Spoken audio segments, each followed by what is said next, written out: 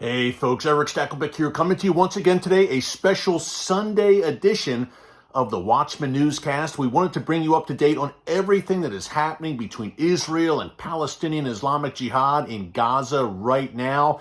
Israel says the Operation Breaking Dawn, which kicked off on Friday, August 5th, has been highly successful.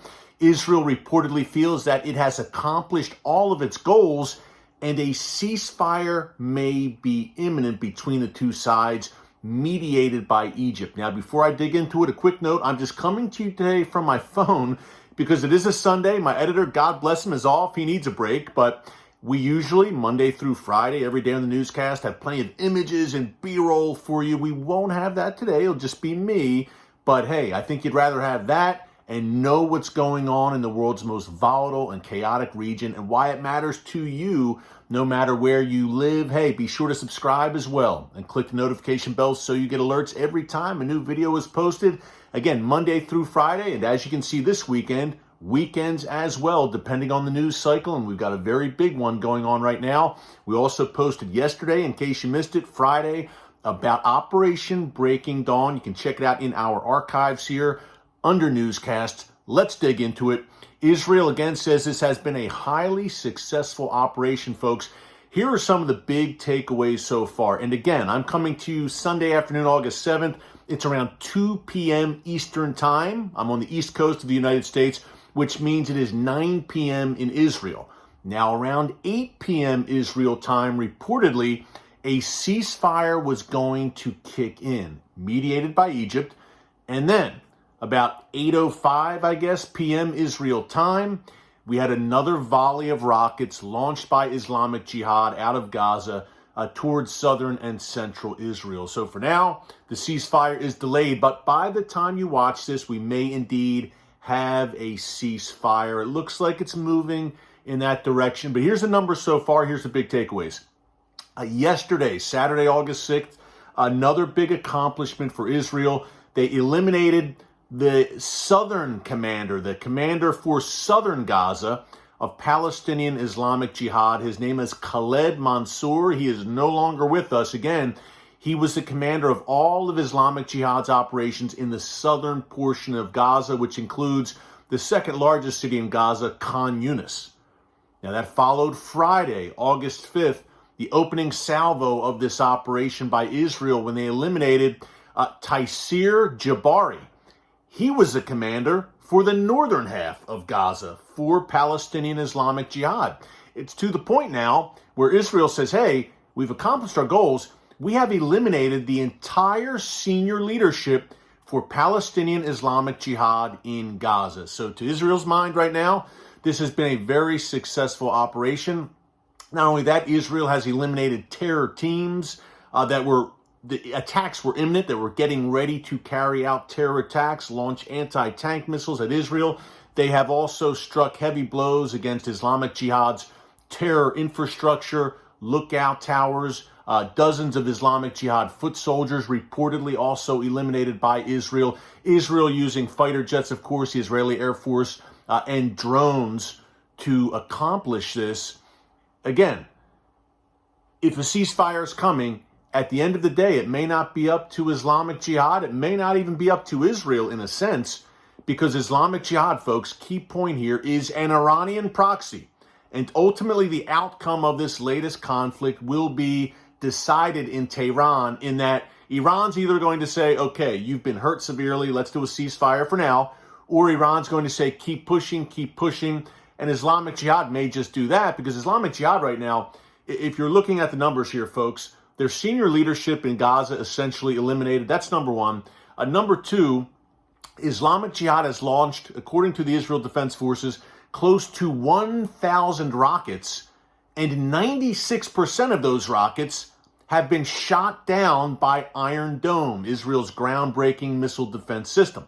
Secondly, some 15% of those rockets launched by Palestinian Islamic Jihad towards Israel never reached Israel. They misfired and fell inside Gaza, even killing Palestinians, women and children, by Islamic Jihad's own missiles. Now, that happened also in May 2021, the last big blow-up, literally, between Israel and terror groups in Gaza when Israel and Hamas went toe-to-toe. Hamas killed many Palestinians with their rocket misfires that, again, never even reached Israel. But this time the rockets, did reach the outskirts of Jerusalem. Islamic Jihad has gotten that close to God's ancient and ancestral city, the ancient and ancestral capital of Israel. Also, Tel Aviv, sirens have been going off, folks.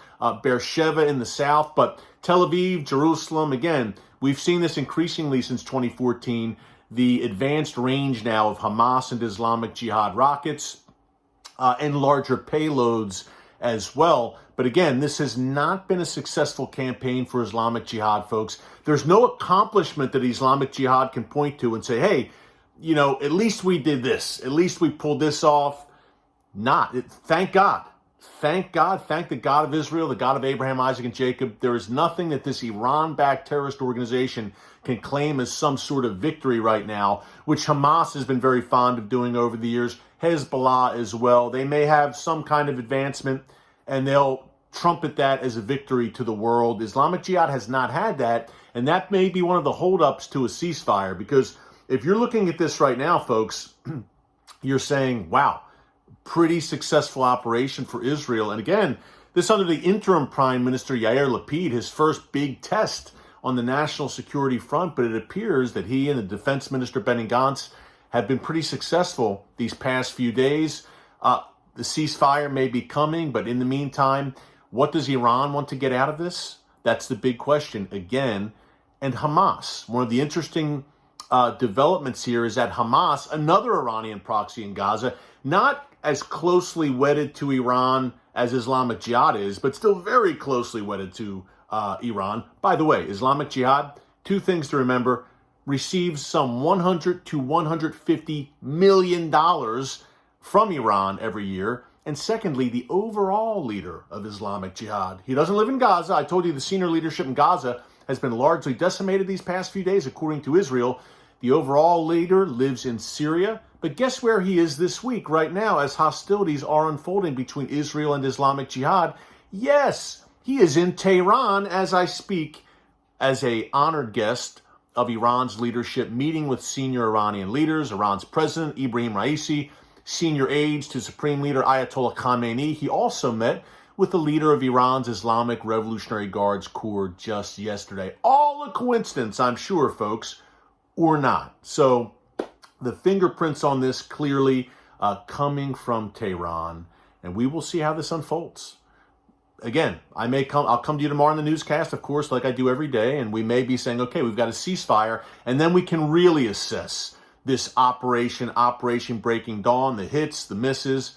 In the meantime, one last note to remember, today is Tisha B'Av, which is a day of mourning for the Jewish people. This was the day, the 9th of Av, Israel commemorates it every year. Believe it or not, folks, on the same day, both Jewish temples were destroyed.